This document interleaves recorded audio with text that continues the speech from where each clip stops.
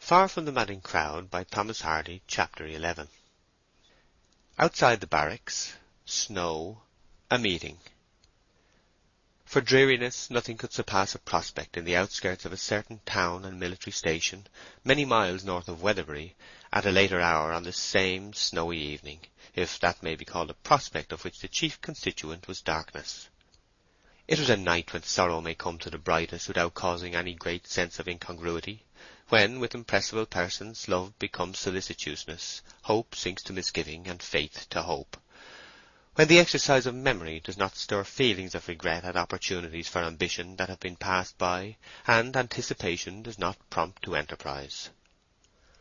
The scene was a public path, bordered on the left hand by a river, behind which rose a high wall.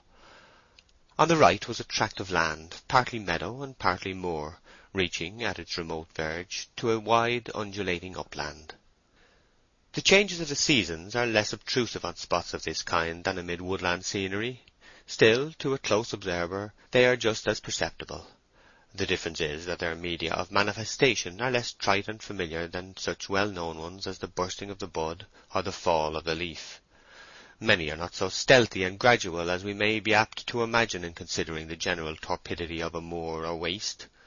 Winter, in coming to the country hereabout, advanced in well-marked stages, wherein might have been successfully observed the retreat of the snakes, the transformation of the ferns, the filling of the pools, a rising of fogs, the embrowning by frost, the collapse of the fungi, and an obliteration by snow.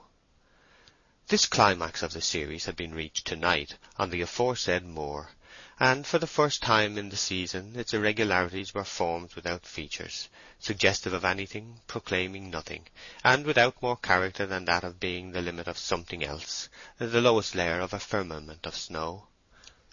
From this chaotic skyful of crowding flakes, the mead and moor momentarily received additional clothing, only to appear momentarily more naked thereby.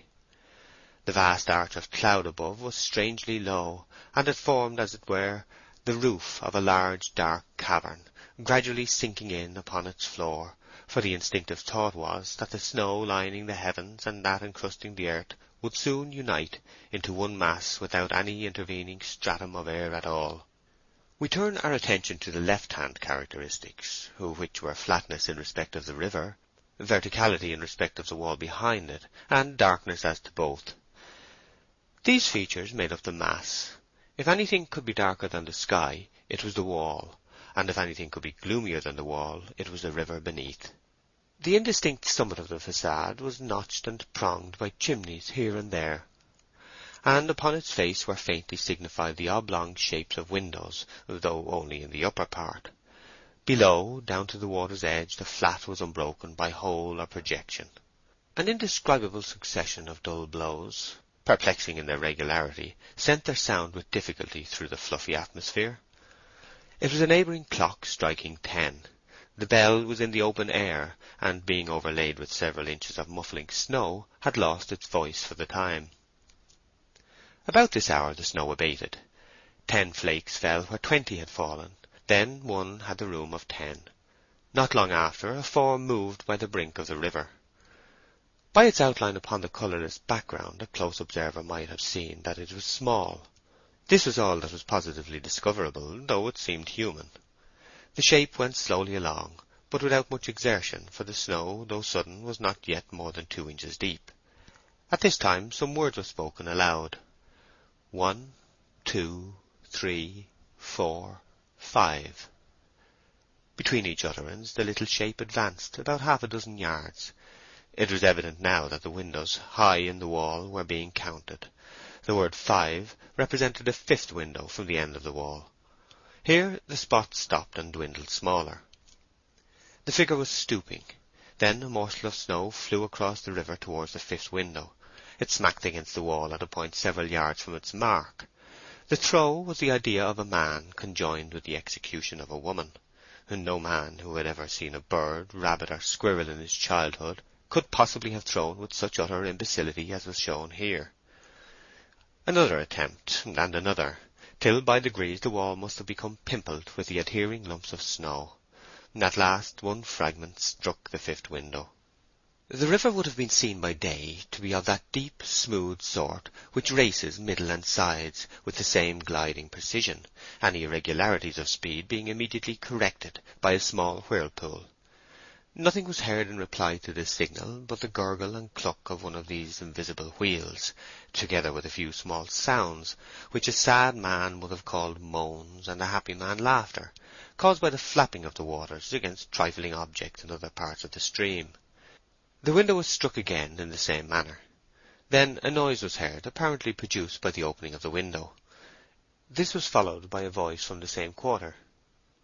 "Who's there?" The tones were masculine, and not those of surprise. The high wall being that of a barrack, and marriage being looked upon with disfavour by the army, assignations and communications had probably been made across the river before tonight. "Is it Sergeant Troy?" said the blurred spot in the snow, tremulously.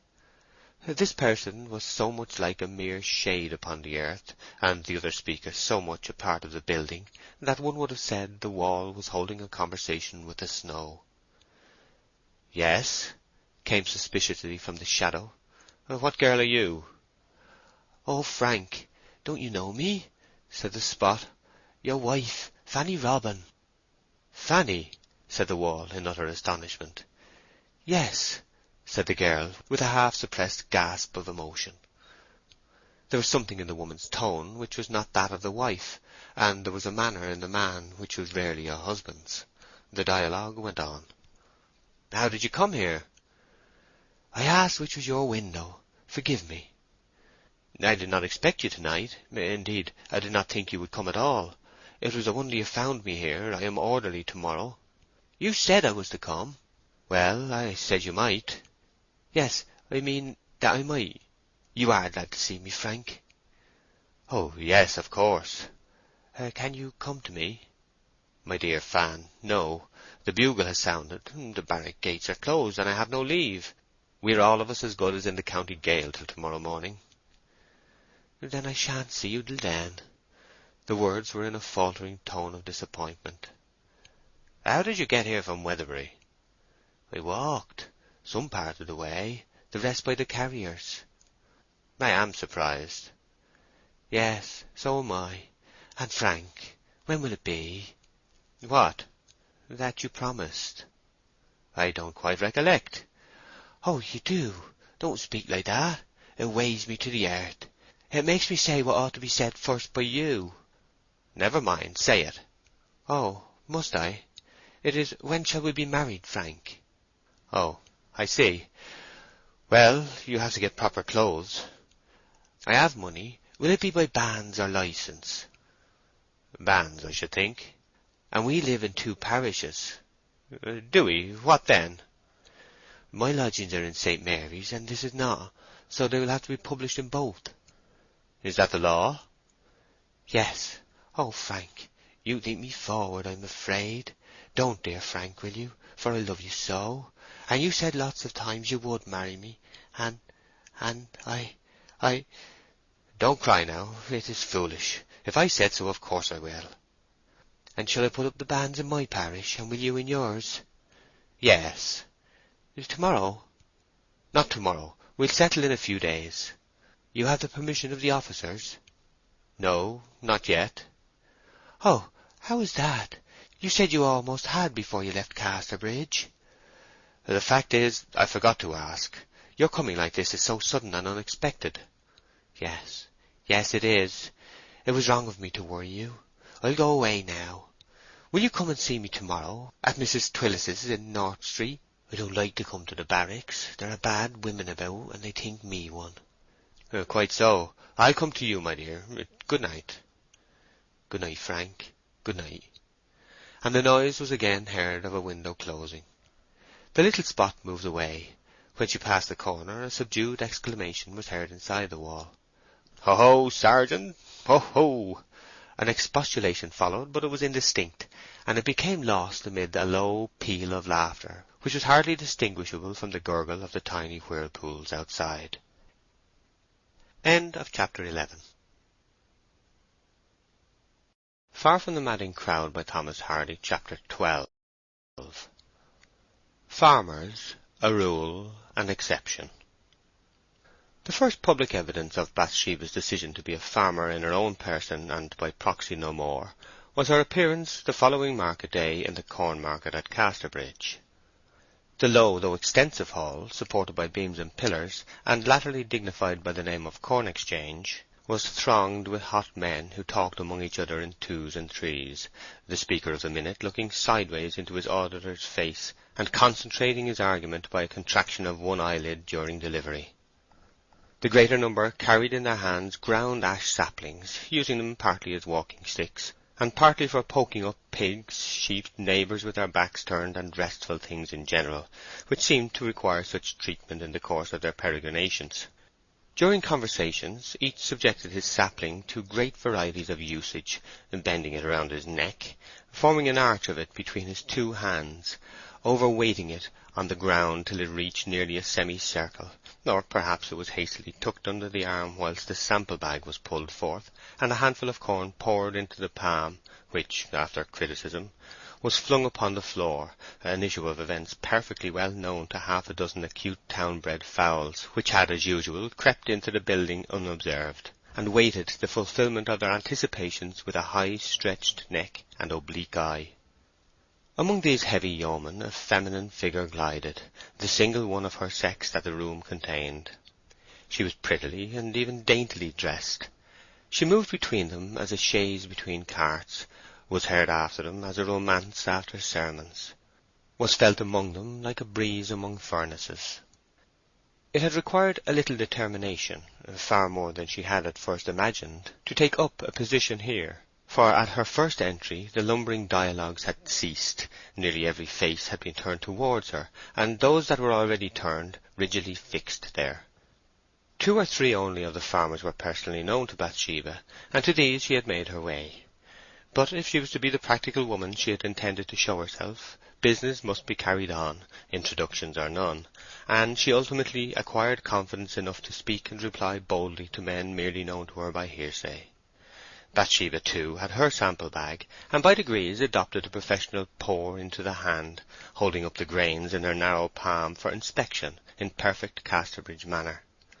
Something in the exact arch of the upper unbroken row of teeth, and in the keenly pointed corners of her red mouth when, with parted lips, she somewhat defiantly turned up her face to argue a point with a tall man, suggested that there was potentiality enough in that lithe slip of humanity for alarming exploits of sex, and daring enough to carry them out. But her eyes had a softness, invariably a softness, which, had they not been dark, would have seemed mistiness. As they were, it lowered an expression that might have been piercing to simple clearness. Strange to say of a woman in full bloom and vigour, she always allowed her interlocutors to finish their statements before rejoining with hers. In arguing on prices she held to her own firmly, as was natural in a dealer, and reduced theirs persistently, as was inevitable in a woman.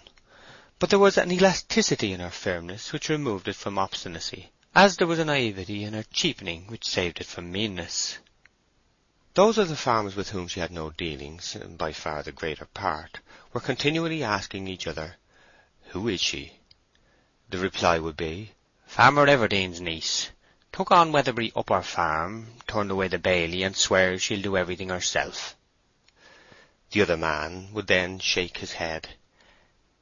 "Yes, 'tis a pity she's so headstrong," the first would say.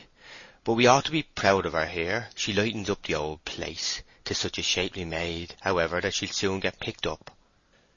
It would be ungallant to suggest that the novelty of her engagement in such an occupation had almost as much to do with the magnetism as had the beauty of her face and movements. However, the interest was general, and this Saturday's debut in the Forum, whatever it may have been to Bathsheba as the buying and selling farmer, was unquestionably a triumph to her as the maiden. Indeed, the sensation was so pronounced that her instinct on 2 or 3 occasions was merely to walk as a queen among these gods of the fallow, like a little sister of a little Jove, and to neglect closing prices altogether. The numerous evidences of her power to attract were only thrown into greater relief by a marked exception. Women seem to have eyes in their ribbons for such matters as these. Bathsheba, without looking within a right angle of him, was conscious of a black sheep among the flock. It perplexed her first. If there had been a respectable minority on either side, the case would have been almost natural. If nobody had regarded her, she would have taken the matter indifferently, if such cases had occurred. If everybody, this man included, she would have taken it as a matter of course. People had done so before. But the smallness of the exception made the mystery. She soon knew thus much of the recusant's appearance. He was a gentlemanly man, with full and distinctly outlined Roman features, the prominences of which glowed in the sun with a bronze-like richness of tone. He was erect in attitude, and quiet in demeanour. One characteristic preeminently marked him: dignity. Apparently he had some time ago reached that entrance to middle age at which a man's aspect naturally ceases to alter for the term of a dozen years or so, and artificially a woman's does likewise. 35 and 50 were his limits of variation. He might have been either, or anywhere between the two. It may be said that married men of 40 are usually ready and generous enough to fling passing glances at any specimen of moderate beauty they may discern by the way. Probably, as with persons playing whist for love, the consciousness of a certain immunity under any circumstances from that worst possible ultimate, the having to pay, makes them unduly speculative. Bathsheba was convinced that this unmoved person was not a married man. When marketing was over, she rushed off to Liddy, who was waiting for her beside the yellow gig in which they had driven to town. The horse was put in, and on they trotted, Bathsheba's sugar, tea, and drapery parcels being packed behind, and expressing in some indescribable manner, by their colour, shape, and general lineaments, that they were the young lady farmer's property, and the grocer's and draper's no more. "I've been through it, Liddy, and it's over. I shan't mind it again, for they will all have grown accustomed to seeing me there. But this morning it was as bad as being married. Eyes everywhere." "I knowed it would be," said Liddy. "Men be such a terrible class of society to look at a body." "But there was one man who had more sense than to waste his time upon me." The information was put in this form that Liddy might not for a moment suppose her mistress to be at all piqued. "A very good-looking man," she continued. "Upright, about 40, I should think. Do you know at all who he could be?" Liddy could not think. "Can't you guess at all?" said Bathsheba with some disappointment. "I haven't a notion. Besides, 'tis no difference, since he took less notice of you than any of the rest. Now, if he'd taken more, it would have mattered a great deal." Bathsheba was suffering from the reverse feeling just then, and they bowled along in silence. A low carriage, bowling along still more rapidly behind a horse of unimpeachable breed, overtook and passed them. "Why, there he is," she said. Liddy looked. That's Farmer Boldwood. Of course it is. The man you couldn't see the other day when he called." "Oh, Farmer Boldwood," murmured Bathsheba, and looked at him as he outstripped them. The farmer had never turned his head once, but with eyes fixed on the most advanced point along the road, passed as unconsciously and abstractedly as if Bathsheba and her charms were thin air. "He's an interesting man, don't you think so?" she remarked. "Oh yes, very. Everybody owns it," replied Liddy. "I wonder why he's so wrapped up and indifferent, and seemingly so far away from all he sees around him. It is said, but not known for certain, that he met with some bitter disappointment when he was a young man and merry. A woman jilted him, they say." "People always say that, and we know very well women scarcely ever jilt men. 'Tis the men who jilt us. I expect it is simply his nature to be so reserved." "Simply his nature. I expect so, miss. Nothing else in the world." "Still, 'tis more romantic to think he has been served cruelly, poor thing. Perhaps after all he has." "Oh, depend upon it, he has. Oh yes, miss, he has. I feel he must have." "However, we are very apt to think extremes of people. I shouldn't wonder, after all, if it wasn't a little of both, just between the two. Rather cruelly used, and rather reserved." "Oh dear no, miss. I can't think it between the two." "That is most likely." "Well, yes, so it is. I am convinced it is most likely. You may take my word, miss, that that's what's the matter with him." End of chapter 12. Far from the Madding Crowd by Thomas Hardy, chapter 13. Sortes Sanctorum, the Valentine. It was Sunday afternoon in the farmhouse on the 13th of February. Dinner being over, Bathsheba, for want of a better companion, had asked Liddy to come and sit with her. The mouldy pile was dreary in winter time before the candles were lighted and the shutters closed. The atmosphere of the place seemed as old as the walls. Every nook behind the furniture had a temperature of its own, for the fire was not kindled in this part of the house early in the day, and Bathsheba's new piano, which was an old one in other annals, looked particularly sloping and out of level on the warped floor, before night threw a shade over its less prominent angles and hid the unpleasantness. Liddy, like a little brook, though shallow, was always rippling. Her presence had not so much weight as to task thought, and yet enough to exercise it. On the table lay an old quarto Bible, bound in leather. Liddy, looking at it, said, "Did you ever find out, miss, who you were going to marry by means of the Bible and key?" "Don't be so foolish, Liddy, as if such things could be." "Well, there's a good deal in it all the same." "Nonsense, child." "And it makes your heart beat fearful. Some believe in it, some don't. I do." "Very well, let's try it," said Bathsheba, bounding from her seat with a total disregard of consistency, which can be indulged in towards a dependent, and entering into the spirit of divination at once. "Go and get the front door key." Liddy fetched it. "I wish it wasn't Sunday," she said on returning. "Perhaps 'tis wrong." "What's right weekdays is right Sundays," replied her mistress in a tone which was a proof in itself. The book was opened, the leaves, drab with age, being quite worn away at much read verses by the forefingers of unpractised readers in former days, where they were moved along under the line as an aid to the vision.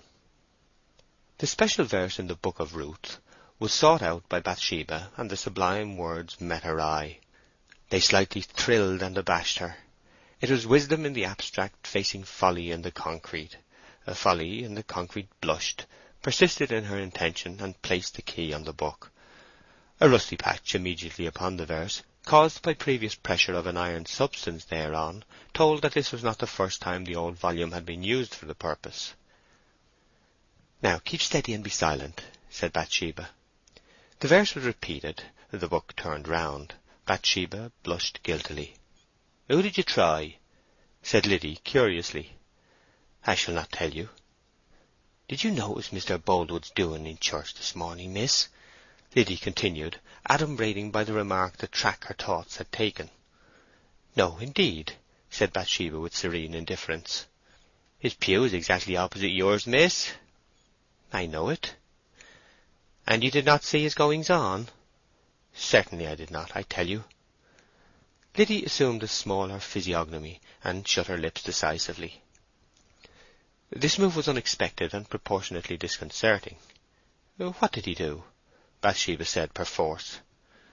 "Didn't turn his head to look at you once all the service." "Why should he?" again demanded her mistress, wearing a nettled look. "I didn't ask him to." "Oh, no, but everybody else was noticing you, and it was odd he didn't. There, 'tis like him, rich and gentlemanly. What does he care?" Bathsheba dropped into a silence intended to express that she had opinions on the matter too abstruse for Liddy's comprehension, rather than that she had nothing to say. "Dear me, I had nearly forgotten the valentine I bought yesterday," she exclaimed at length. "Valentine? For who, miss?" said Liddy. "Farmer Boldwood?" It was a single name among all possible wrong ones that just at this moment seemed to Bathsheba more pertinent than the right. "Well, no. It's only for little Teddy Coggan. I have promised him something, and this will be a pretty surprise for him. Liddy, you may as well bring me my desk, and I'll direct it at once." Bathsheba took from her desk a gorgeously illuminated and embossed design in post octavo, which had been bought on the previous market day at the chief stationer's in Casterbridge. In the centre was a small oval enclosure. This was left blank, that the sender might insert tender words more appropriate to the special occasion than any generalities by a printer could possibly be. "Here's a place for writing," said Bathsheba. "What shall I put?" "Something of this sort, I should think," returned Liddy promptly. "The rose is red, the violet's blue, carnation sweet, and so are you." "Yes, that shall be it. "It just suits itself to a chubby-faced child like him," said Bathsheba. She inserted the words in a small though legible handwriting, enclosed the sheet in an envelope, and dipped her pen for the direction. "What fun it would be to send it to the stupid old Boldwood, and how he would wonder," said the irrepressible Liddy, lifting her eyebrows, and indulging in an awful mirth on the verge of fear as she thought of the moral and social magnitude of the man contemplated. Bathsheba paused to regard the idea at full length. Boldwood's had begun to be a troublesome image, a species of Daniel in her kingdom, who persisted in kneeling eastward when reason and common sense said that he might just as well follow suit with the rest and afford her the official glance of admiration which cost nothing at all. She was far from being seriously concerned about his nonconformity. Still, it was faintly depressing that the most dignified and valuable man in the parish should withhold his eyes, and that a girl like Liddy should talk about it. So Liddy's idea was at first rather harassing than pique one. "No, I won't do that. He wouldn't see any humour in it." "He'd worry to death," said the persistent Liddy. "Really, I don't care particularly to send it to Teddy," remarked her mistress. "He's rather a naughty child sometimes." "Yes, that he is." "Let's toss, as men do," said Bathsheba idly. "Now then, head, Boldwood, tail, Teddy. No, we won't toss money on a Sunday. That would be tempting the devil indeed." "Toss this hymn book. There can be no sinfulness in that, miss." "Very well. Open Boldwood, shut Teddy. No, it's more likely to fall open. Open Teddy, shut Boldwood." The book went fluttering in the air and came down shut. Bathsheba, a small yawn upon her mouth, took the pen, and with off-hand serenity directed the missive to Boldwood. "Now light a candle, Liddy. Which seal shall we use? Here's a unicorn's head. There's nothing in that. What's this? 2 doves. No. It ought to be something extraordinary, ought it not, Liddy? Here's one with a motto. I remember it is some funny one, but I can't read it. We'll try this, and if it doesn't do, we'll have another." A large red seal was duly affixed. Bathsheba looked closely at the hot wax to discover the words. "Capital!" she exclaimed, throwing down the letter frolicsomely. "'Twould upset the solemnity of a parson and clerk too." Liddy looked at the words of the seal and read, "Marry me." The same evening the letter was sent, and was duly sorted in Casterbridge post office that night, to be returned to Weatherbury again in the morning. So very idly and unreflectingly was this deed done.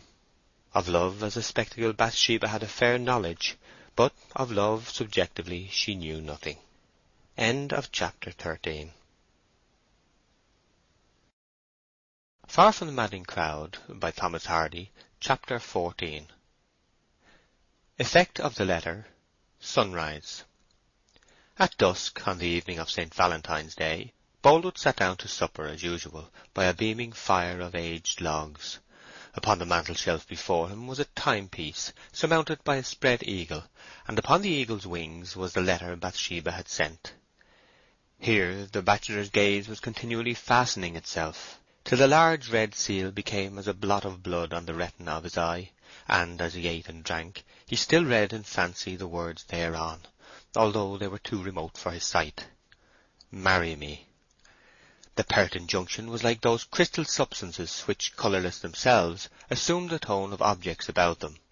Here, in the quiet of Boldwood's parlour, where everything that was not grave was extraneous, and where the atmosphere was that of a Puritan Sunday lasting all the week, the letter and its dictum changed their tenor from the thoughtlessness of their origin to a deep solemnity imbibed from their accessories now.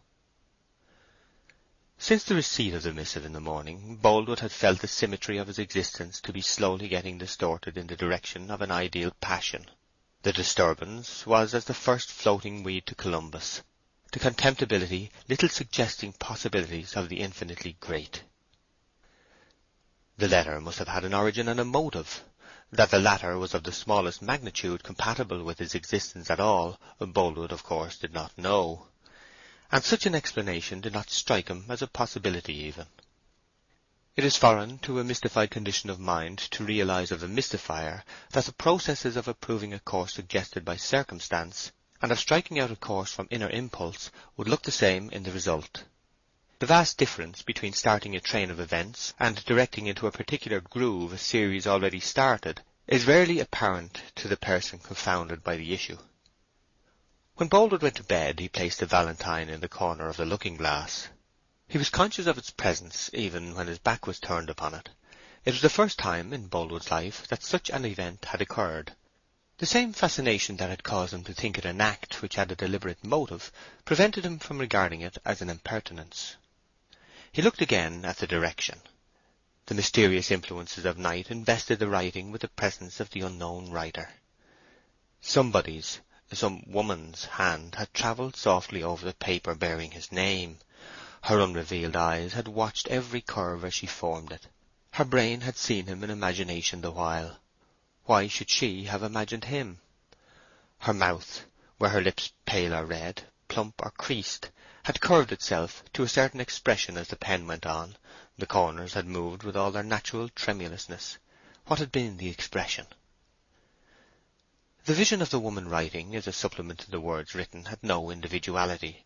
She was a misty shape, and well she might be, considering that her original was at that moment sound asleep, and oblivious of all love and letter-writing under the sky. Whenever Boldwood dozed she took a form, and comparatively ceased to be a vision.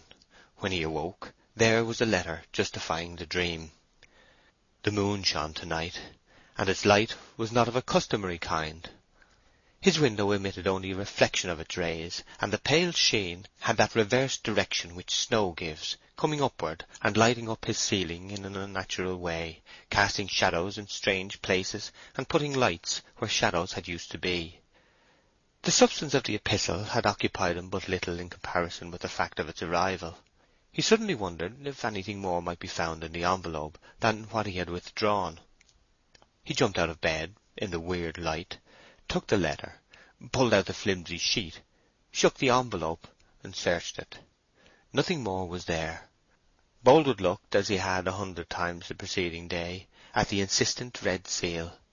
"Marry me," he said aloud. The solemn and reserved yeoman again closed the letter, and stuck it in the frame of the glass. In doing so he caught sight of his reflected features, wan in expression and insubstantial in form. He saw how closely compressed was his mouth, and that his eyes were widespread and vacant. Feeling uneasy and dissatisfied with himself for this nervous excitability, he returned to bed. Then the dawn drew on. The full power of the clear heaven was not equal to that of a cloudy sky at noon, when Boldwood arose and dressed himself. He descended the stairs and went out towards the gate of a field to the east, leaning over which he paused and looked around. It was one of the usual slow sunrises of this time of year, and the sky, pure violet in the zenith, was leaden to the northward and murky to the east, where over the snowy down or ewe-lease on Weatherbury Upper Farm, and apparently resting upon the ridge, the only half of the sun yet visible burnt rayless, like a red and flameless fire shining over a white hearthstone. The whole effect resembled a sunset as childhood resembles age. In other directions the fields and sky were so much of one colour by the snow that it was difficult in a hasty glance to tell whereabouts the horizon occurred, and in general there was here too that before-mentioned preternatural inversion of light and shade which attends the prospect when the garish brightness commonly in the sky is found on the earth, and the shades of the earth are in the sky. Over the west hung the wasting moon, now dull and greenish-yellow like tarnished brass. Boldwood was listlessly noting how the frost had hardened and glazed the surface of the snow till it shone in the red eastern light with the polish of marble, how in some portions of the slope withered grass bents, encased in icicles, bristled through the smooth wan coverlet in the twisted and curved shapes of old Venetian glass, and how the footprints of a few birds, which had hopped over the snow whilst it lay in the state of a soft fleece, were now frozen to a short permanency. A half-muffled noise of light wheels interrupted him. Boldwood turned back to the road. It was the mail cart, a crazy two-wheeled vehicle, hardly heavy enough to resist a puff of wind. The driver held out a letter. Boldwood seized it and opened it, expecting another anonymous one. So greatly are people's ideas of probability a mere sense that precedent will repeat itself. "I don't think it's for you, sir," said the man when he saw Boldwood's action. "Though there's no name on it, I think it's for your shepherd." Boldwood looked then at the address. To the new shepherd, Weatherbury Farm, near Casterbridge. "Oh, what a mistake! It is not mine, nor is it for my shepherd. It is for Miss Everdene's. You had better take it on to him, Gabriel Oak, and say I opened it in mistake." At this moment, on the ridge, up against the blazing sky, a figure was visible, like the black snuff in the midst of a candle flame. Then it moved and began to bustle about vigorously from place to place, carrying square skeleton masses, which were riddled by the same rays. A small figure on all fours followed behind. The tall form was that of Gabriel Oak, the small one that of George. The articles in course of transit were hurdles. "Wait," said Boldwood. "That's the man on the hill. I'll take the letter to him myself." To Boldwood it was now no longer merely a letter to another man. It was an opportunity. Exhibiting a face pregnant with intention, he entered the snowy field. Gabriel at that minute descended the hill towards the right. The glow stretched down in this direction and touched the distant roof of Warren's malt-house, whither the shepherd was apparently bent. Boldwood followed at a distance. End of chapter 14. Far from the Madding Crowd by Thomas Hardy, Chapter 15. A morning meeting. The letter again.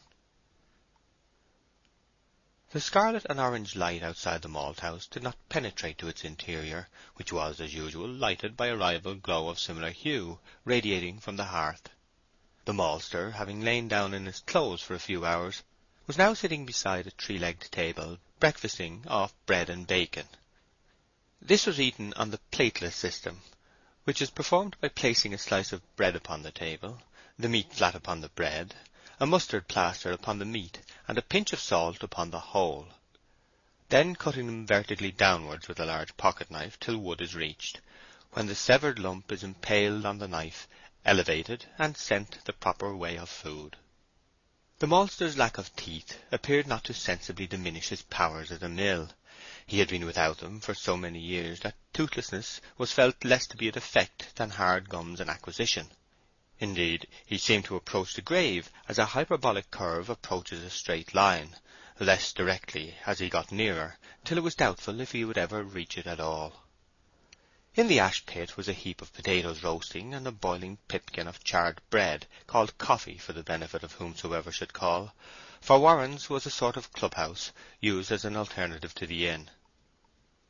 "I says I, we get a fine day, and then down comes a snapper at night," was a remark now suddenly heard spreading into the malt-house from the door, which had been opened the previous moment.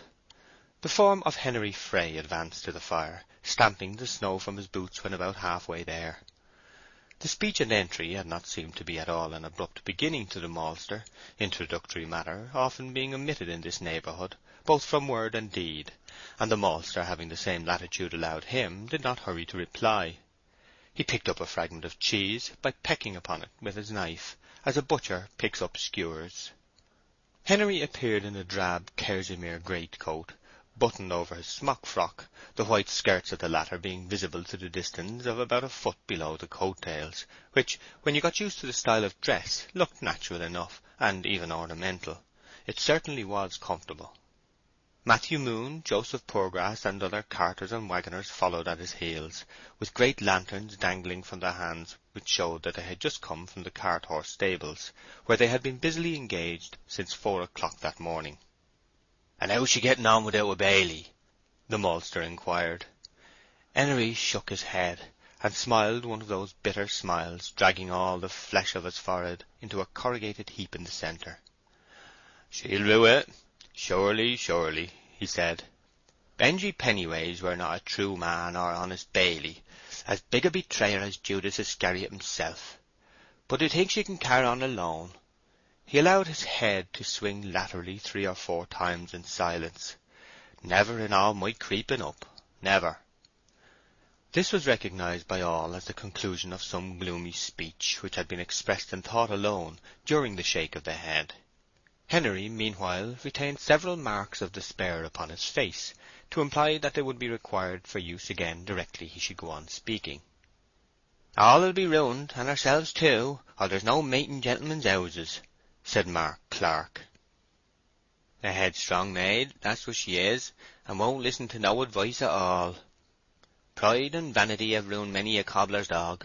There, when I think of it, I sorrows like a man in travel."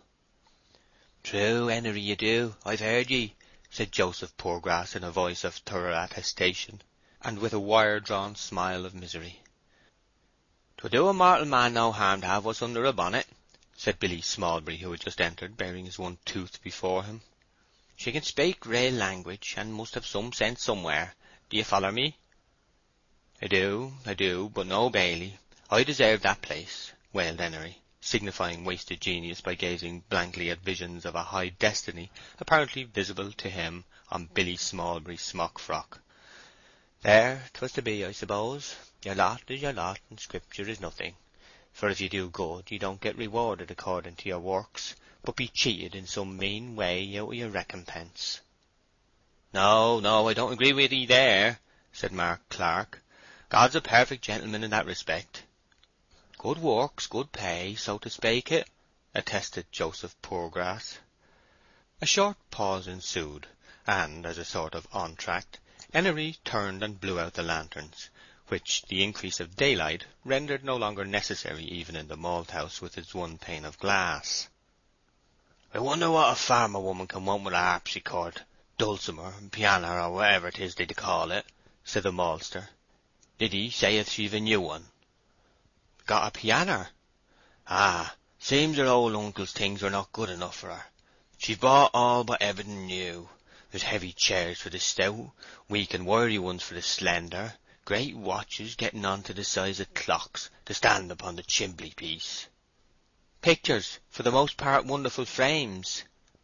And long horsehair settles for the drunk, with horsehair pillows at each end," said Mr. Clark. "Likewise looking-glasses for the pretty, and lion-books for the wicked." A firm loud tread was now heard stamping outside. The door was opened about 6 inches, and somebody on the other side exclaimed, "Neighbours, have we got room for a few newborn lambs?" "Ah, sure, shepherd," said the conclave.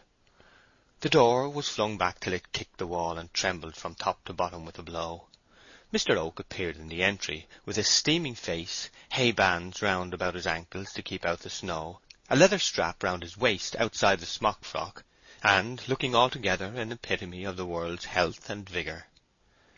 4 lambs hung in various embarrassing attitudes over his shoulders, and the dog George, whom Gabriel had contrived to fetch from Norcombe, stalked solemnly behind. "Well, Shepherd Oak, and how's lambing this year, if I mid say it?" inquired Joseph Poorgrass. "Terrible trying," said Oak. "I've been wet through twice a day, either in snow or rain, this last fortnight. Cainy and I haven't tined our eyes tonight."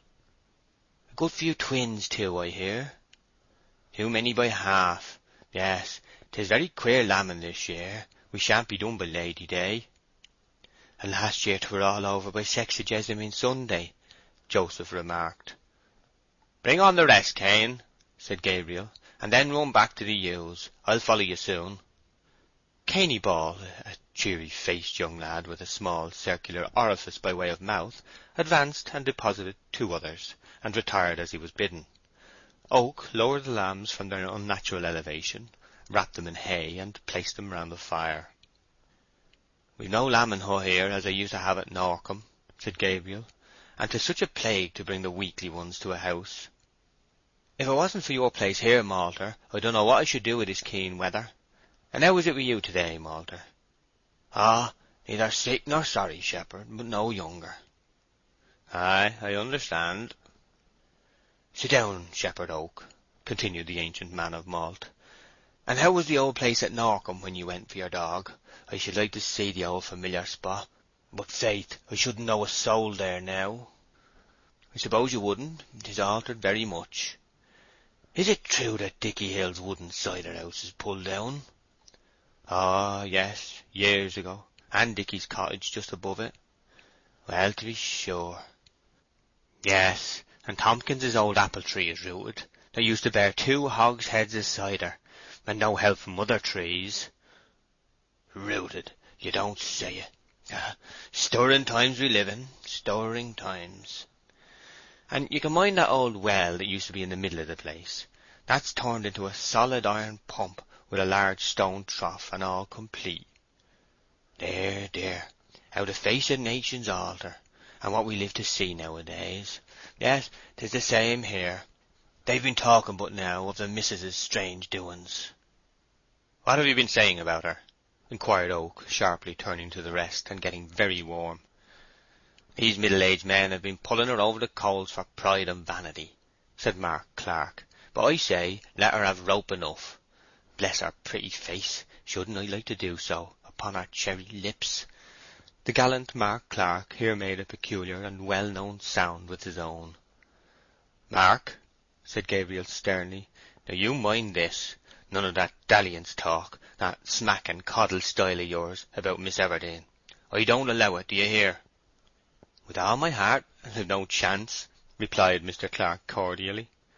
I suppose you've been speaking against her, said Oak, turning to Joseph Poorgrass with a very grim look. No, not a word. 'Tis a real joyful thing that she's no worse, that's what I say, said Joseph, trembling and blushing with terror. Matthew just said— Matthew Moon, what have you been saying? Asked Oak. Well, you know I wouldn't harm a worm. No, not one underground worm, said Matthew Moon, looking very uneasy. Well, somebody has. And look here, neighbours. Gabriel, though one of the quietest and most gentle men on earth, rose to the occasion with martial promptness and vigour. That's my fist. Here he placed his fist, rather smaller in size than a common loaf, in the mathematical centre of the maltster's little table, and with it gave a bump or two thereon, as if to ensure that their eyes all thoroughly took in the idea of fistiness before he went further. Now, the first man in the parish that I hear prophesying bad of our mistress, why— Here the fist was raised and let fall as Thor might have done with his hammer in assaying it. He'll smell and taste that, or I'm a Dutchman. All earnestly expressed by their features that their minds did not wander to Holland for a moment on account of this statement, but were deploring the difference which gave rise to the figure, and Mark Clark cried, Hear, hear, just what I should have said. The dog George looked up at the same time after the shepherd's menace, and though he understood English but imperfectly, began to growl. Now don't you take on so, shepherd, and sit down, said Henery with a deprecating peacefulness equal to anything of the kind in Christianity. We hear that ye be an extraordinary good and clever man, shepherd, said Joseph Poorgrass, with considerable anxiety from behind the maltster's bedstead, whither he had retired for safety. "'Tis a great thing to be clever, I'm sure," he added, making movements associated with states of mind rather than body. "We wish we were, don't we, neighbours?" "Aye, that we do, sure," said Matthew Moon with a small, anxious laugh towards Oak, to show how very friendly disposed he was likewise. "Who's been telling you I'm clever?" said Oak. "'Tis blowed about from pillar to post quite common," said Matthew. "We hear that you can tell the time as well by the stars as we can by the sun and moon, shepherd." "Yes, I can do a little that way," said Gabriel, as a man of medium sentiments on the subject. "And that you can make sundials and print folks' names upon their waggons almost like copperplate, with beautiful flourishes and great long tails. An excellent fine thing for you to be such a clever man, shepherd. Joseph Poorgrass used to print Farmer James Everdene's waggons before you came, and I could never mind which way to turn the J's and the E's. Could he, Joseph?" Joseph shook his head to express how absolute was the fact that he couldn't.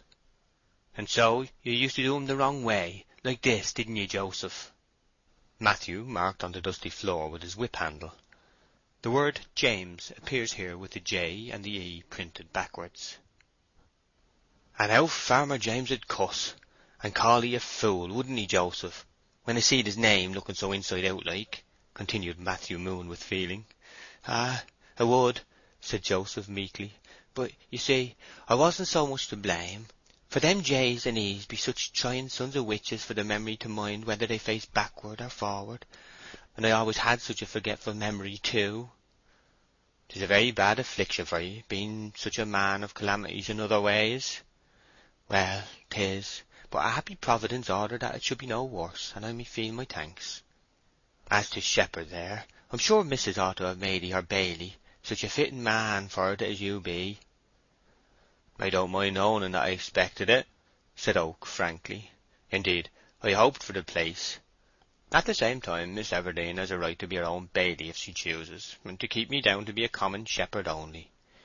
Oak drew a slow breath, looked sadly into the bright ash pit, and seemed lost in thoughts not of the most hopeful hue. The genial warmth of the fire now began to stimulate the nearly lifeless lambs to bleat and move their limbs briskly upon the hay, and to recognize for the first time the fact that they were born. Their noise increased to a chorus of baas, upon which Oak pulled the milk can from before the fire, and taking a small teapot from the pocket of his smock-frock, filled it with milk, and taught those of the helpless creatures, which were not to be restored to their dams, how to drink from the spout, a trick they acquired with astonishing aptitude.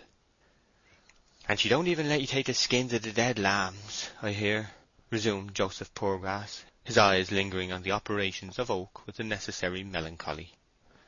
"I don't have 'em," said Gabriel. "Ye be very badly used, shepherd," hazarded Joseph again, in the hope of getting Oak as an ally in lamentation after all. "I think she's took against thee, that I do." "Oh, no, not at all," replied Gabriel hastily, and a sigh escaped him, which the deprivation of lambskins could hardly have caused. Before any further remark had been added, a shade darkened the door, and Boldwood entered the malthouse, bestowing upon each a nod of a quality between friendliness and condescension. "Ah, Oak, I thought you were here," he said. "I met the mail cart 10 minutes ago, and a letter was put into my hand, which I opened without reading the address. I believe it's yours. You must excuse the accident, please." "Oh, yes, not a bit of difference, Mr. Boldwood, not a bit," said Gabriel readily. He had not a correspondent on earth, nor was there a possible letter coming to him whose contents the whole parish would not have been welcome to peruse. Oak stepped aside, and read the following in an unknown hand. "Dear friend, I do not know your name, but I think these few lines will reach you, which I wrote to thank you for your kindness to me the night I left Weatherbury in a reckless way. I also return the money I owe you, which you will excuse my not keeping as a gift. All has ended well, and I am happy to say I am going to be married to the young man who has courted me for some time, Sergeant Troy, of the 11th Dragoon Guards, now quartered in this town. He would, I know, object to my having received anything except as a loan, being a man of great respectability and high honour, indeed a nobleman by blood. I should be much obliged to you if you would keep the contents of this letter a secret for the present, dear friend. We mean to surprise Weatherbury by coming there soon as husband and wife, though I blush to state it to one nearly a stranger. The sergeant grew up in Weatherbury. Thanking you again for your kindness, I am your sincere well-wisher, Fanny Robin." "Have you read it, Mr. Boldwood?" said Gabriel. "If not, you had better do so. I know you are interested in Fanny Robin." Boldwood read the letter and looked grieved. "Fanny, poor Fanny. The end she is so confident of has not yet come. She should remember, and may never come. I see she gives no address." "What sort of man is this Sergeant Troy?" said Gabriel. I'm afraid not one to build much hope upon in a case such as this," the farmer murmured, "though he's a clever fellow, and up to everything. A slight romance attaches to him, too. His mother was a French governess, and it seems that a secret attachment existed between her and the late Lord Severn. She was married to a poor medical man, and soon after an infant was born, and while money was forthcoming all went on well. Unfortunately for her boy, his best friends died, and he got then a situation as second clerk at a lawyer's in Casterbridge. He stayed there for some time, and might have worked himself into a dignified position of some sort had he not indulged in the wild freak of enlisting. I have much doubt if ever little Fanny will surprise us in the way she mentions.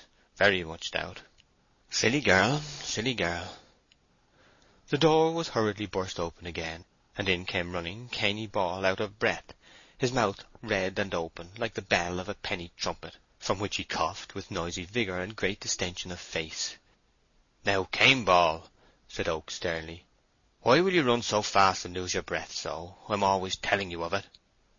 "Oh, a puff of me breath went the wrong way, please, Mr. Oak, and made me cough.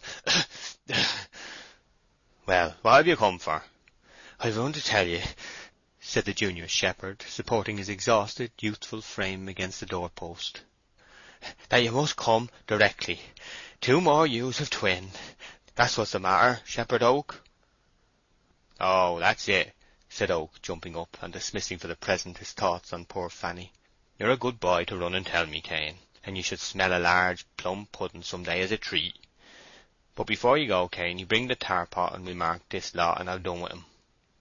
Oak took from his illimitable pockets a marking iron, dipped it into the pot, and imprinted on the buttocks of the infant sheep the initials of her he delighted to muse on, B.E., which signified to all the region round that henceforth the lambs belonged to Farmer Bathsheba Everdene and to no one else.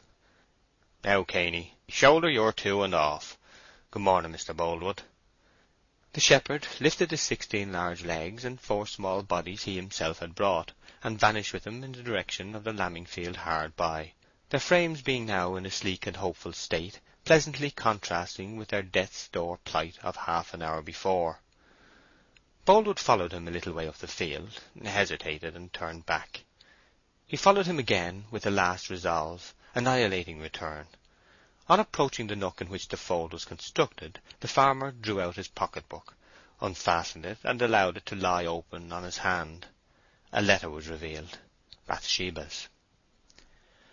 "I was going to ask you, Oak," he said, with unreal carelessness, "if you know whose writing this is." Oak glanced into the book, and replied instantly with a flushed face, "Miss Everdene's." Oak had coloured simply at the consciousness of sounding her name. He now felt a strangely distressing qualm from a new thought. The letter could of course be no other than anonymous, or the inquiry would not have been necessary. Boldwood mistook his confusion. Sensitive persons are always ready with their "Is it I?" in preference to objective reasoning.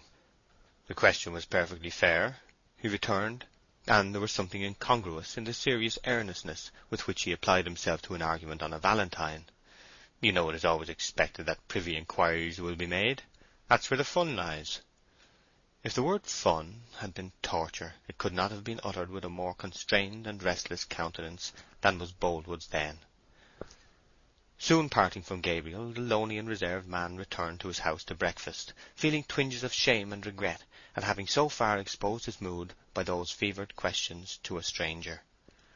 He again placed the letter on the mantelpiece, and sat down to think of the circumstances attending it by the light of Gabriel's information. End of chapter 15. Far from the Madding Crowd by Thomas Hardy. Chapter 16. All Saints and All Souls. On a weekday morning a small congregation, consisting mainly of women and girls, rose from its knees in the mouldy nave of a church called All Saints, in the distant barrack town before mentioned, at the end of a service without a sermon. They were about to disperse when a smart footstep, entering the porch and coming up the central passage, arrested their attention. The step echoed with a ring unusual in a church. It was the clink of spurs. Everybody looked. A young cavalry soldier in a red uniform, with the 3 chevrons of a sergeant upon his sleeve, strode up the aisle with an embarrassment which was only the more marked by the intense vigour of his step, and by the determination upon his face to show none. A slight flush had mounted his cheek by the time he had run the gauntlet between these women, but passing on through the chancel arch, he never paused till he came close to the altar railing. Here for a moment he stood alone. The officiating curate, who had not yet doffed his surplice, perceived the newcomer and followed him to the communion space. He whispered to the soldier. Then he beckoned to the clerk, who in his turn whispered to an elderly woman, apparently his wife, and they also went up the chancel steps. "'Tis a wedding," murmured some of the women, brightening. "Let's wait." The majority again sat down. There was a creaking of machinery behind, and some of the young ones turned their heads. From the interior face of the west wall of the tower projected a little canopy, with a quarter-jack and small bell beneath it, the automation being driven by the same clock machinery that struck the large bell in the tower. Between the tower and the church was a close screen, the door of which was kept shut during services, hiding this grotesque clockwork from sight. At present, however, the door was open, and the egress of the jack, the blows on the bell, and the mannikin's retreat into the nook again were visible to many, and audible throughout the church. The jack had struck 11:30. "Where's the woman?" whispered some of the spectators. The young sergeant stood still with the abnormal rigidity of the old pillars around. He faced the south-east, and was as silent as he was still. The silence grew to be a noticeable thing as the minutes went on, and nobody else appeared, and not a soul moved. The rattle of the quarter-jack again from its niche, its blows for 3/4, its fussy retreat, were almost painfully abrupt, and caused many of the congregation to start palpably. "I wonder where the woman is," a voice whispered again. There began now that slight shifting of feet, that artificial coughing among several, which betrays a nervous suspense. At length there was a titter, but the soldier never moved. There he stood, his face to the south-east, upright as a column, his cap in his hand. The clock ticked on, the women threw off their nervousness, and titters and giggles became more frequent. Then came a dead silence. Everyone was waiting for the end. Some persons may have noticed how extraordinarily the striking of quarters seems to quicken the flight of time. It was hardly credible that the jack had not got wrong with the minutes when the rattle began again, the puppet emerged, and the 4 quarters were struck fitfully as before. One could almost be positive that there was a malicious leer upon the hideous creature's face, and a mischievous delight in its twitchings. Then followed the dull and remote resonance of the 12 heavy strokes in the tower above. The women were impressed, and there was no giggle this time. The clergyman glided into the vestry, and the clerk vanished. The sergeant had not yet turned. Every woman in the church was waiting to see his face, and he appeared to know it. At last he did turn, and stalked resolutely down the nave, braving them all, with a compressed lip. 2 bowed and toothless old almsmen then looked at each other and chuckled innocently enough, but the sound had a strange, weird effect in that place. Opposite to the church was a paved square, around which several overhanging wood buildings of old time cast a picturesque shade. The young man, on leaving the door, went to cross the square, when in the middle he met a little woman. The expression of her face, which had been one of intense anxiety, sank at the sight of his nearly to terror. "Well," he said in a suppressed passion, fixedly looking at her. "Oh, Frank, I made a mistake. I thought that the church with the spire was All Saints, and I was at the door at 11:30 to a minute, as you said. I waited till 11:45, and found then that I was at All Souls, but I wasn't much frightened, for I thought it could be tomorrow as well." "You fool, for fooling me. But say no more." "Shall it be tomorrow, Frank?" she asked blankly.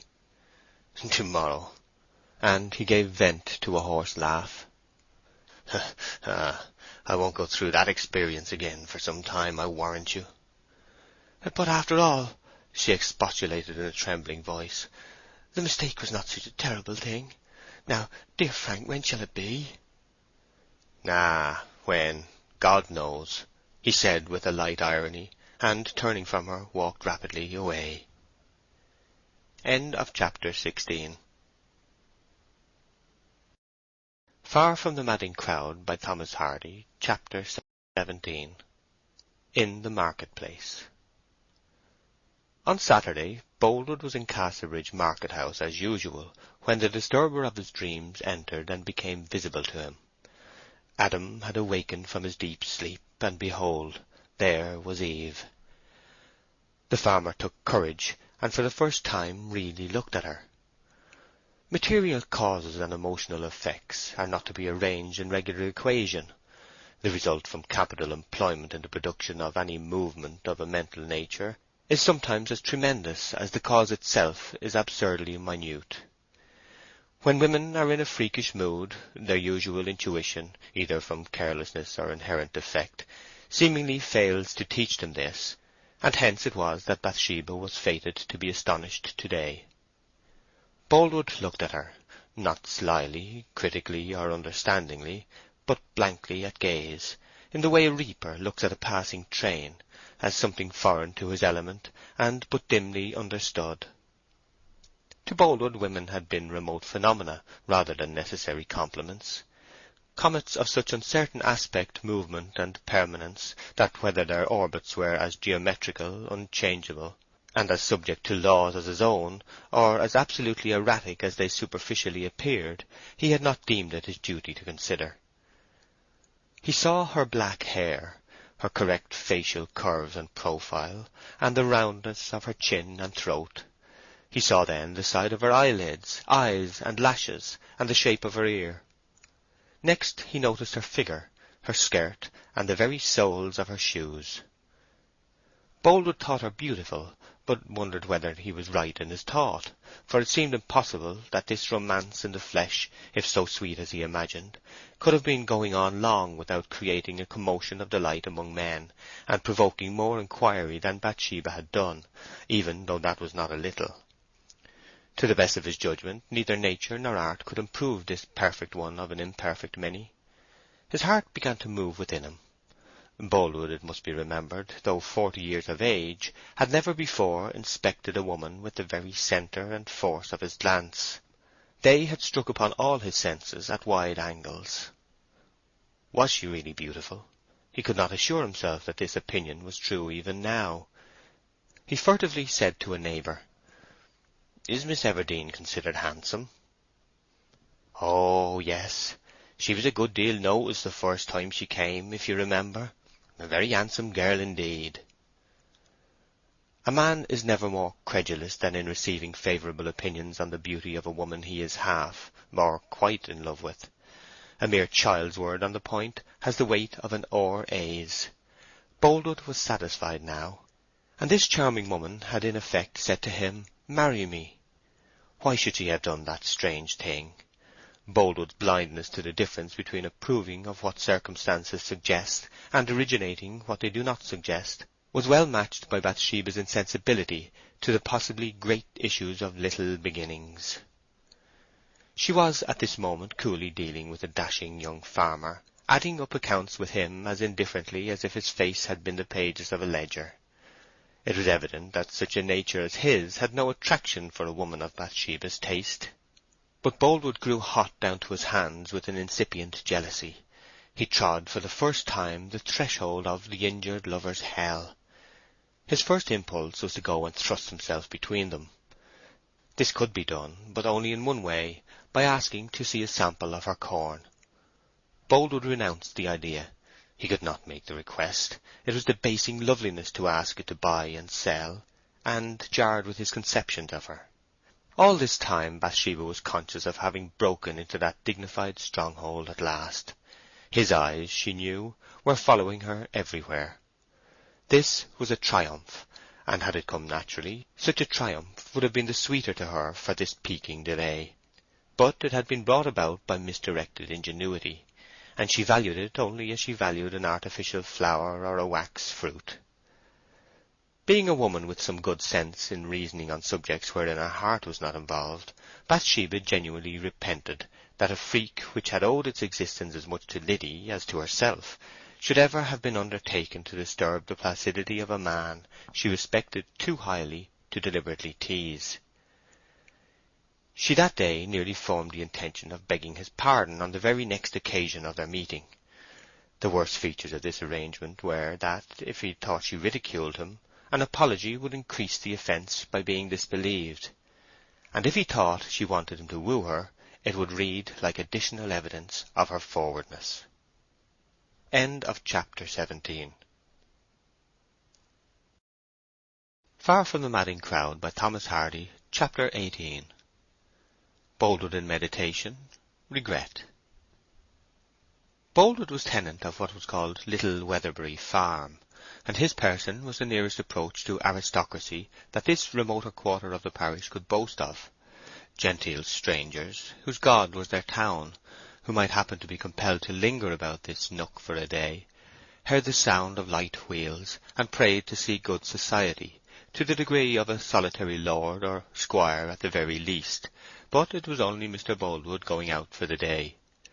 They heard the sound of wheels yet once more, and were reanimated to expectancy. It was only Mr. Boldwood coming home again. His house stood recessed from the road, and the stables, which are to a farm what a fireplace is to a room, were behind, their lower portions being lost amid bushes of laurel. Inside the blue door, open half-way down, were to be seen at this time the backs and tails of half a dozen warm and contented horses standing in their stalls, and thus viewed they presented alternations of roan and bay in shapes like a Moorish arch, the tail being a streak down the midst of each. Over these, and lost to the eye gazing in from the outer light, the mouths of the same animals could be heard busily sustaining the above-named warmth and plumpness by quantities of oats and hay. The restless and shadowy figure of a colt wandered about a loose box at the end, whilst the steady grind of all the eaters was occasionally diversified by the rattle of a rope or the stamp of a foot. Pacing up and down at the heels of the animals was Farmer Boldwood himself. This place was his almonry and cloister in one. Here, after looking to the feeding of his four-footed dependents, the celibate would walk and meditate of an evening till the moon's rays streamed in through the cobwebbed windows, or total darkness enveloped the scene. His square-framed perpendicularity showed more fully now than in the crowd and bustle of the market-house. In this meditative walk his foot met the floor with heel and toe simultaneously, and his fine reddish-fleshed face was bent downwards, just enough to render obscure the still mouth and the well-rounded, though rather prominent and broad chin. A few clear and thread-like horizontal lines were the only interruption to the otherwise smooth surface of his large forehead. The phases of Boldwood's life were ordinary enough, but his was not an ordinary nature. That stillness, which struck casual observers more than anything else in his character and habit, and seemed so precisely like the rest of inanition, may have been the perfect balance of enormous antagonistic forces, positives and negatives in fine adjustment. His equilibrium disturbed, he was in extremity at once. If an emotion possessed him at all, it ruled him. A feeling not mastering him was entirely latent. Stagnant or rapid, it was never slow. He was always hit mortally, or he was missed. He had no light and careless touches in his constitution, either for good or evil. Stern in the outlines of action, mild in the details, he was serious throughout all. He saw no absurd sides to the follies of life, and thus, though not quite companionable in the eyes of merry men and scoffers, and those to whom all things show life as a jest, he was not intolerable to the earnest and those acquainted with grief.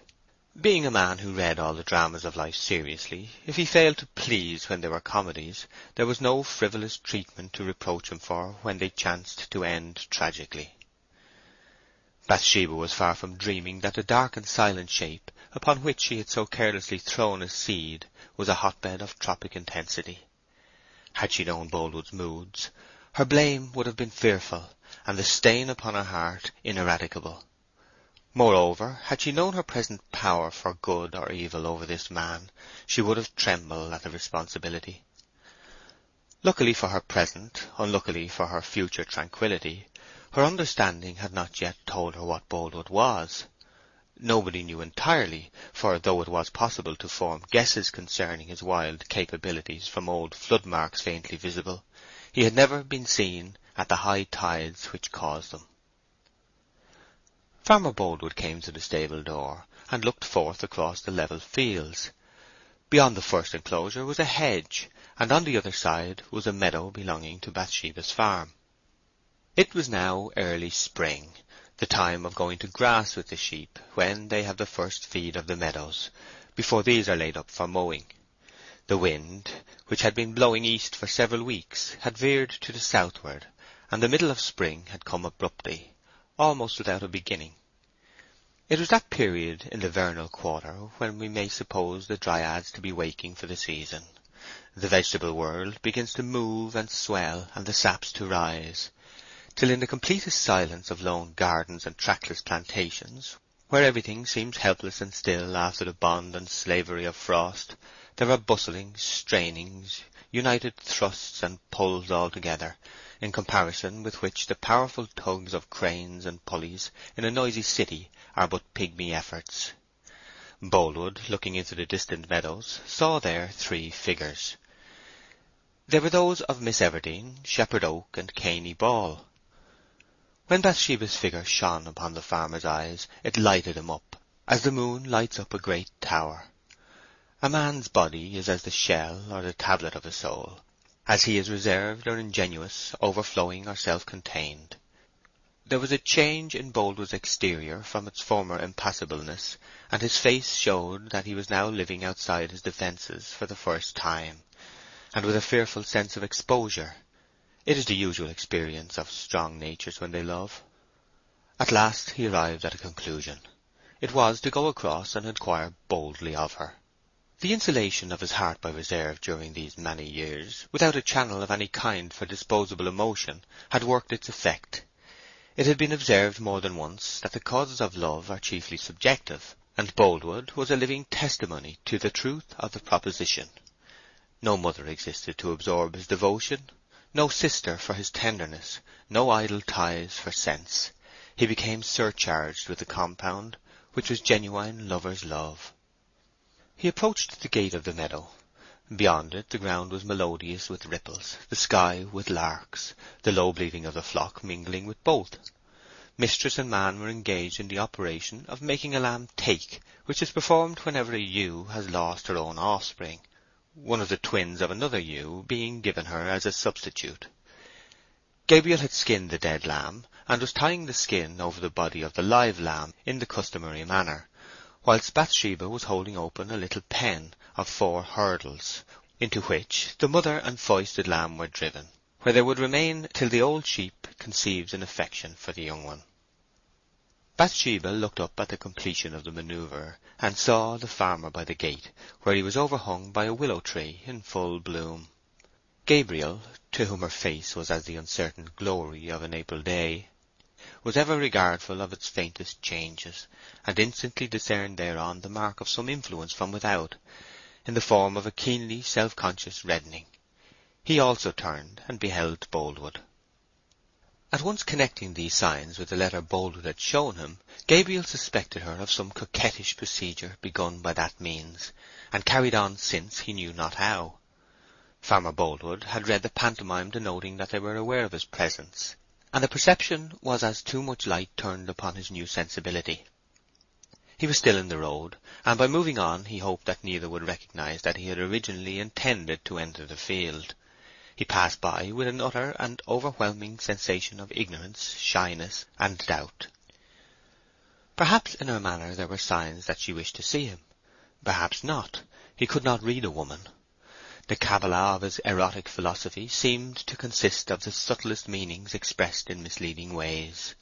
Every turn, look, word, and accent contained a mystery quite distinct from its obvious import, and not one had ever been pondered by him until now. As for Bathsheba, she was not deceived into the belief that Farmer Boldwood had walked by on business or in idleness. She collected the probabilities of the case, and concluded that she was herself responsible for Boldwood's appearance there. It troubled her much to see what a great flame a little wildfire was likely to kindle. Bathsheba was no schemer for marriage, nor was she deliberately a trifler with the affections of men, and a censor's experience on seeing an actual flirt after observing her would have been a feeling of surprise that Bathsheba could be so different from such a one, and yet so like what a flirt is supposed to be.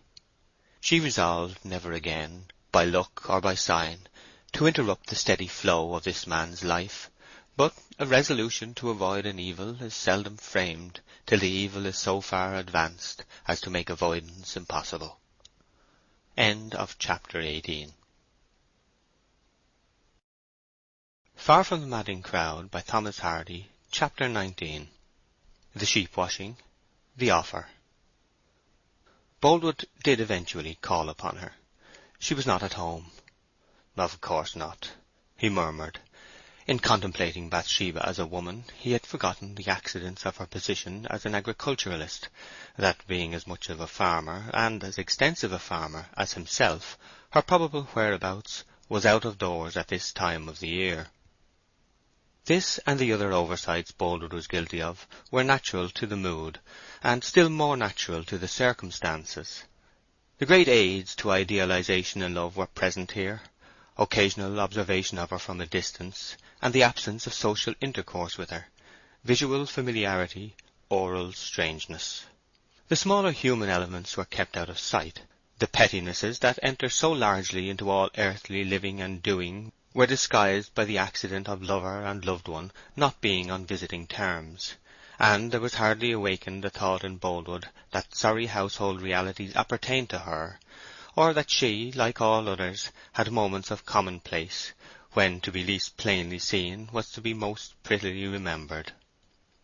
Thus a mild sort of apotheosis took place in his fancy, whilst she still lived and breathed within his own horizon, a troubled creature like himself. It was the end of May when the farmer determined to be no longer repulsed by trivialities or distracted by suspense. He had by this time grown used to being in love. The passion now startled him less, even when it tortured him more, and he felt himself adequate to the situation. On inquiring for her at her house, they had told him she was at the sheep-washing, and he went off to seek her there. The sheep-washing pool was a perfectly circular basin of brickwork in the meadows, full of the clearest water. To birds on the wing, its glassy surface, reflecting the light sky, must have been visible for miles around, as a glistening cyclops eye in a green face. The grass about the margin at this season was a sight to remember long, in a minor sort of way. Its activity in sucking the moisture from the rich damp sod was almost a process observable by the eye. The outskirts of this level water meadow were diversified by rounded and hollow pastures, where just now every flower that was not a buttercup was a daisy. The river slid along noiselessly as a shade, the swelling reeds and sedge forming a flexible palisade upon its moist brink. To the north of the mead were trees, the leaves of which were new, soft, and moist, not yet having stiffened and darkened under summer sun and drought, their colour being yellow beside a green, green beside a yellow. From the recesses of this knot of foliage the loud notes of 3 cuckoos were resounding through the still air. Boldwood went meditating down the slopes with his eyes on his boots, which the yellow pollen from the buttercups had bronzed in artistic gradations. A tributary of the main stream flowed through the basin of the pool by an inlet and outlet at opposite points of its diameter. Shepherd Oak, Jan Coggan, Moon, Poorgrass, Cane Ball, and several others were assembled here, all dripping wet to the very roots of their hair, and Bathsheba was standing by in a new riding habit, the most elegant she had ever worn, the reins of her horse being looped over her arm. Flagons of cider were rolling about upon the green. The meek sheep were pushed into the pool by Coggan and Matthew Moon, who stood by the lower hatch, immersed to their waists. Then Gabriel, who stood on the brink, thrust them under as they swam along, with an instrument like a crutch formed for the purpose, and also for assisting the exhausted animals when the wool became saturated and they began to sink. They were let out against the stream, and through the upper opening, all impurities flowing away below. Cainy Ball and Joseph, who performed this latter operation, were, if possible, wetter than the rest. They resembled dolphins under a fountain, every protuberance and angle of their clothes dribbling forth a small rill. Boldwood came close and bade her good morning with such constraint that she could not but think he had stepped across to the washing for its own sake, hoping not to find her there. More, she fancied his brow severe and his eyes slighting. Bathsheba immediately contrived to withdraw, and glided along by the river till she was a stone's throw off. She heard footsteps brushing the grass, and had a consciousness that love was encircling her like a perfume. Instead of turning or waiting, Bathsheba went further among the high sedges. But Boldwood seemed determined, and pressed on till they were completely past the bend of the river. Here, without being seen, they could hear the splashing and shouts of the washers above. "Miss Everdene," said the farmer. She trembled, turned and said, "Good morning." His tone was so utterly removed from all she had expected as a beginning. It was lowness and quiet accentuated, an emphasis of deep meanings, their form at the same time being scarcely expressed. Silence has sometimes a remarkable power of showing itself as the disembodied soul of feeling wandering without its carcass, and it is then more impressive than speech. In the same way, to say a little is often to tell more than to say a great deal. Boldwood told everything in that word.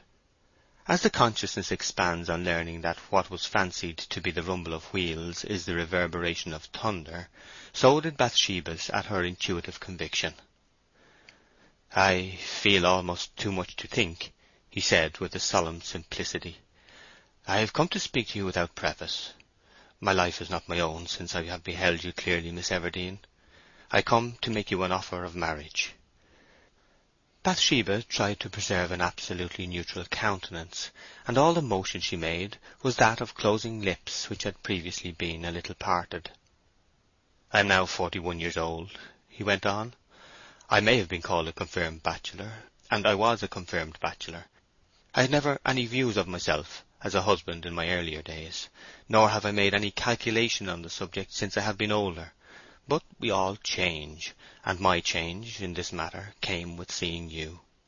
I have felt lately more and more that my present way of living is bad in every respect. Beyond all things, I want you as my wife." "I feel, Mr. Boldwood, that though I respect you much, I do not feel what would justify me in accepting your offer," she stammered. This giving back of dignity for dignity seemed to open the sluices of feeling that Boldwood had as yet kept closed. "My life is a burden without you," he exclaimed in a low voice. I want you to let me say I love you again and again." Bathsheba answered nothing, and the horse upon her arm seemed so impressed that instead of cropping the herbage she looked up. "I think and hope you care enough for me to listen to what I have to tell." Bathsheba's momentary impulse at hearing this was to ask why he thought that, till she remembered that, far from being a conceited assumption on Boldwood's part, it was but the natural conclusion of serious reflection, based on deceptive premises of her own offering. "I wish I could say courteous flatteries to you," the farmer continued in an easier tone, "and put my rugged feeling into a graceful shape, but I have neither power nor patience to learn such things. I want you for my wife, so wildly that no other feeling can abide in me. But I should not have spoken out had I not been led to hope." "The Valentine again! Oh, that Valentine!" she said to herself, but not a word to him. "If you can love me, say so, Miss Everdene. If not, don't say no." "Mr. Boldwood, it is painful to have to say I am surprised, so that I don't know how to answer you with propriety and respect. But I'm only just able to speak out my feeling, I mean my meaning, that I am afraid I can't marry you, much as I respect you. You are too dignified for me to suit you, sir." "But, Miss Everdene—" I know I ought never have dreamt of sending that valentine. Forgive me, sir. It was a wanton thing which no woman with any self-respect would have done. If you will only pardon my thoughtlessness, I promise never to— No, no, no! Don't say thoughtlessness. Make me think it was something more, that it was a sort of prophetic instinct, the beginning of a feeling that you would like me. You torture me to say it was done in thoughtlessness. I never thought of it in that light, and I can't endure it. Ah, I wish I knew how to win you, but that I can't do. I can only ask if I have already got you. If I have not, and it is not true that you have come unwittingly to me as I have to you, I can say no more. I have not fallen in love with you, Mr. Boldwood. Certainly I must say that." She allowed a very small smile to creep for the first time over her serious face in saying this, and the white row of upper teeth and keenly cut lips already noticed suggested an idea of heartlessness, which was immediately contradicted by the pleasant eyes. "But will you just think, in kindness and condescension, think, if you cannot bear with me as a husband? I fear I am too old for you, but believe me, I will take more care of you than would many a man of your own age. I will protect and cherish you with all my strength. I will indeed. You shall have no cares, be worried by no household affairs, and live quite at ease, Miss Everdene. The dairy superintendent shall be done by a man. I can afford it well. You shall never have so much as to look out of doors at haymaking time, or to think of weather in the harvest. I'd rather cling to the chaise, because it is the same my poor father and mother drove, but if you don't like it, I will sell it, and you shall have a pony carriage of your own. I cannot say how far above every other idea and object on earth you seem to me. Nobody knows, God only knows, how much you are to me."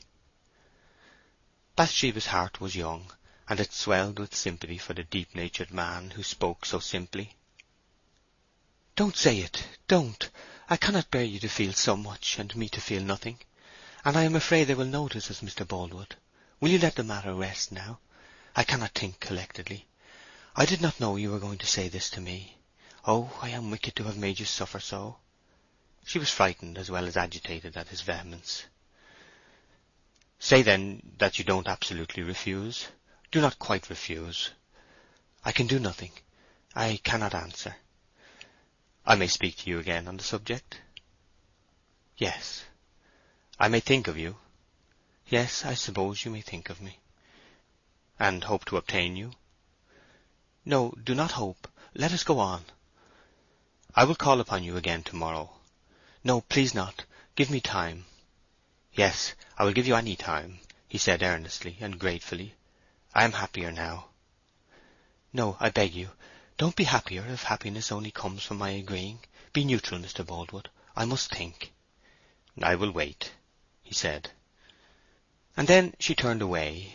Boldwood dropped his gaze to the ground, and stood long like a man who did not know where he was.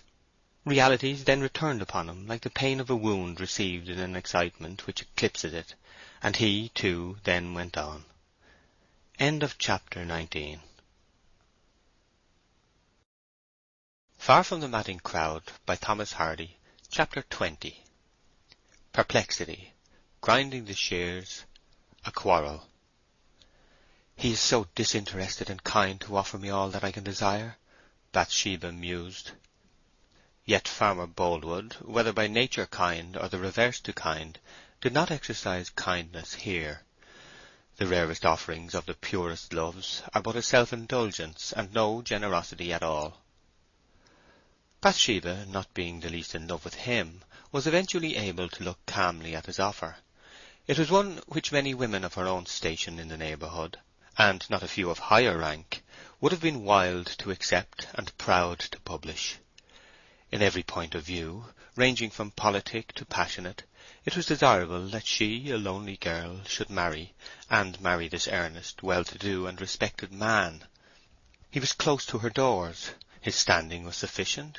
His qualities were even supererogatory. Had she felt, which she did not, any wish whatever for the married state in the abstract, she could not reasonably have rejected him, being a woman who frequently appealed to her understanding for deliverance from her whims. Boldwood as a means to marriage was unexceptionable. She esteemed and liked him, yet she did not want him. It appears that ordinary men take wives because possession is not possible without marriage, and that ordinary women accept husbands because marriage is not possible without possession. With totally differing aims, the method is the same on both sides. But the understood incentive on the woman's part was wanting here. Besides, Bathsheba's position as absolute mistress of a farm and house was a novel one, and the novelty had not yet begun to wear off. But a disquiet filled her which was somewhat to her credit, for it would have affected few. Beyond the mentioned reasons with which she combated her objections, she had a strong feeling that, having been the one who began the game, she ought in honesty to accept the consequences. Still, the reluctance remained. She said in the same breath that it would be ungenerous not to marry Boldwood, and that she couldn't do it to save her life. Bathsheba's was an impulsive nature under a deliberative aspect.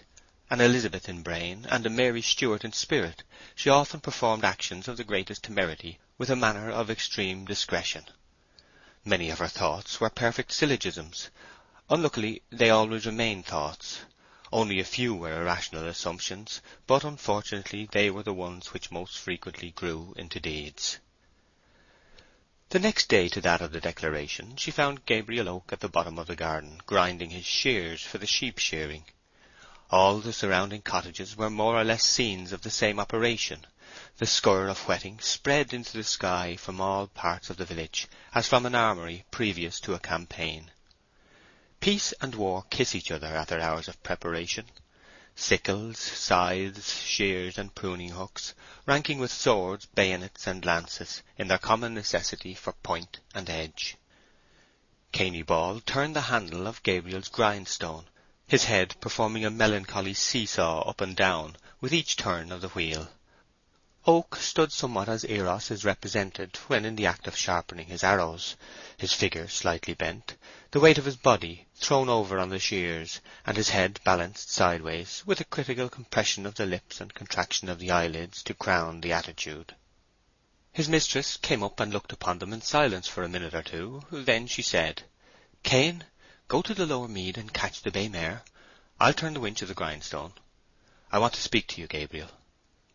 Cain departed, and Bathsheba took the handle. Gabriel had glanced up in intense surprise, quelled its expression, and looked down again. Bathsheba turned the winch, and Gabriel applied the shears. The peculiar motion involved in turning a wheel has a wonderful tendency to benumb the mind.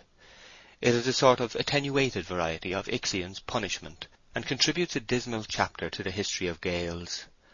The brain gets muddled, the head grows heavy, and the body's centre of gravity seems to settle by degrees in a leaden lump somewhere between the eyebrows and the crown.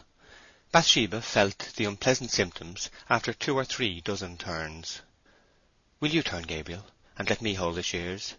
she said. "My head is in a whirl, and I can't talk." Gabriel turned. Bathsheba then began, with some awkwardness, allowing her thoughts to stray occasionally from her story to attend to the shears, which required a little nicety in sharpening. "I wanted to ask you if the men made any observations on my going behind the sedge with Mr. Boldwood yesterday?" "Yes, they did," said Gabriel. "You don't hold the shears right, miss. I knew you wouldn't know the way. Hold it like this." He relinquished the winch, and, enclosing her 2 hands completely in his own, taking each as we sometimes clasp a child's hand in teaching him to write, grasped the shears with her. "Incline the edge so," he said. Hands and shears were inclined to suit the words, and held thus for a peculiarly long time by the instructor as he spoke. "That will do," exclaimed Bathsheba. "Loose my hands. I won't have them held. Turn the winch." Gabriel freed her hands quietly, retired to his handle, and the grinding went on. "Did the men think it odd?" she said again. "Odd was not the idea, miss." "What did they say?" "That Farmer Boldwood's name and your own were likely to be flung over the pulpit together before the year was out." "I thought so by the look of them. Why, there's nothing in it. A more foolish remark was never made, and I want you to contradict it. That's what I came for." Gabriel looked incredulous and sad, but between his moments of incredulity, relieved. "They must have heard our conversation," she continued. "Well, then, Bathsheba?" said Oak, stopping the handle and gazing into her face with astonishment. "Miss Everdene, you mean?" she said with dignity. "I mean this, that if Mr. Boldwood really spoke of marriage, I bain't going to tell a story and say he didn't to please you. I've already tried to please you too much for my own good." Bathsheba regarded him with round-eyed perplexity. She did not know whether to pity him for disappointed love of her, or to be angry with him for having got over it, his tone being ambiguous. "I said I wanted you just to mention that it was not true I was going to be married to him," she murmured, with a slight decline in her assurance. "I can say that to them if you wish, Miss Everdene, and I could likewise give an opinion to 'ee on what you have done." "I dare say, but I don't want your opinion." "I suppose not," said Gabriel bitterly, and going on with his turning, his words rising and falling in a regular swell and cadence as he stooped or rose with the winch, which directed them, according to his position, perpendicularly into the earth, or horizontally along the garden, his eyes being fixed on a leaf upon the ground. With Bathsheba a hastened act was a rash act, but as does not always happen, time gained was prudence ensured. It must be added, however, that time was very seldom gained. At this period the single opinion in the parish on herself and her doings that she valued as sounder than her own was Gabriel Oak's, and the outspoken honesty of his character was such that on any subject, even that of her love for or marriage with another man, the same disinterestedness of opinion might be calculated on, and be had for the asking. Thoroughly convinced of the impossibility of his own suit, a high resolve constrained him not to injure that of another. This is a lover's most stoical virtue, as the lack of it is a lover's most venial sin. Knowing he would reply truly, she asked the question, painful as she must have known the subject would be. Such is the selfishness of some charming women. Perhaps it was some excuse for her thus torturing honesty to her own advantage, that she had absolutely no other sound judgment within easy reach. "Well, what is your opinion of my conduct?" she said quietly. "That it is unworthy of any thoughtful and meek and comely woman." In an instant Bathsheba's face coloured with the angry crimson of a Danby sunset, but she forbore to utter this feeling, and the reticence of her tongue only made the loquacity of her face the more noticeable. The next thing Gabriel did was to make a mistake. "Perhaps you don't like the rudeness of my reprimanding you, for I know it is rudeness, but I thought it would do you good." She instantly replied sarcastically, "On the contrary, my opinion of you is so low that I see in your abuse the praise of discerning people." "I'm glad you don't mind it, for I said it honestly and with every serious meaning." "I see. But unfortunately, when you try not to speak in jest, you are amusing, just as when you wish to avoid seriousness, you sometimes say a sensible word." It was a hard hit, but Bathsheba had unmistakably lost her temper, and on that account Gabriel had never in his life kept his own better. He said nothing. She then broke out, "I may ask, I suppose, where in particular my unworthiness lies? In my not marrying you, perhaps?" "Not by any means," said Gabriel quietly. "I have long given up thinking of that matter." "Or wishing it, I suppose," she said, and it was apparent that she expected an unhesitating denial of this supposition. Whatever Gabriel felt, he coolly echoed her words. "Or wishing it either. A woman may be treated with bitterness which is sweet to her, and with a rudeness which is not offensive." Bathsheba would have submitted to an indignant chastisement of her levity had Gabriel protested that he was loving her at the same time. The impetuosity of passion, unrequited, is bearable, even if it stings and anathematizes. There is a triumph in the humiliation, and a tenderness in the strife. This was what she had been expecting, and what she had not got. To be lectured because the lecturer saw her in the cold morning light of open-shuttered disillusion was exasperating. He had not finished either. He continued in a more agitated voice. "My opinion is, since you ask it, that you are greatly to blame for playing pranks upon a man like Mr. Boldwood, merely as a pastime. Leading on a man you don't care for is not a praiseworthy action, and even, Miss Everdene, if you seriously inclined towards him, you might have let him find it out in some way of true loving kindness, and not by sending him a Valentine's letter." Bathsheba laid down the shears. "I cannot allow any man to criticize my private conduct," she exclaimed, "nor will I for a minute. So you'll please leave the farm at the end of the week." It may have been a peculiarity, at any rate it was a fact, that when Bathsheba was swayed by an emotion of an earthly sort, her lower lip trembled, when by a refined emotion, her upper or heavenward one. Her nether lip quivered now. "Very well, so I will," said Gabriel calmly. He had been held to her by a beautiful thread, which it pained him to spoil by breaking, rather than by a chain he could not break. "I should be even better pleased to go at once," he added. "Go at once, then, in heaven's name," said she, her eyes flashing at his, though never meeting them. "Don't let me see your face any more." "Very well, Miss Everdene, so it shall be." And he took his shears and went away from her in a placid dignity, as Moses left the presence of Pharaoh. End of chapter 20.